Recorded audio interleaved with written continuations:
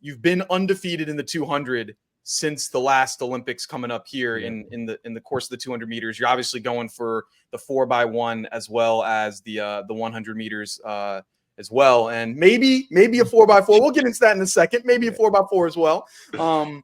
What's your mindset going into these Olympics of, you know, especially the 200 and now of course the 100 as well? Yeah. I mean, me and coach have been very diligent. Everything is right on pace to run what we believe. You know, in 2022, coach came up like later in the season. He was like, I think you could break the American record in the 200. And we did it. And he's come up to me and he's told me he believes that I can break the American record in the 100. And, you know, we've been putting together to make sure at the right place at the right time we'll be ready as much as possible, as much as, you know, humanly possible. Of course, there's so many factors that are out of our control: crowd, rain, you know, wind, all that stuff. But we want to make sure that we're going to be ready. And we've been training at the level to be able to do that. And, you know, a lot of people will think, oh, he's peaking early. It's like the craziest thing that I've been seeing recently is there's this belief that older athletes cannot PR. I don't know what it is. It's like so people turn 24 and all of a sudden you're old and you can't PR anymore. And I'm like, where's this thought process coming from? It's very odd to me. But I'm going to use that to my advantage because almost every year I PR in some event.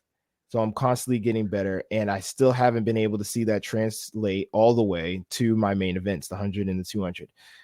And practice has been saying you're ready to PR. And with that being said, every race I go into, I expect to run faster than the last. We handle rounds very well. I'm going to focus on the natural, and I'm going to let God control the super, and that's how you get the supernatural. And I'm going to go in not with the mindset of I have to win, but this is an exciting moment. This is going to be a huge, exciting, fun event.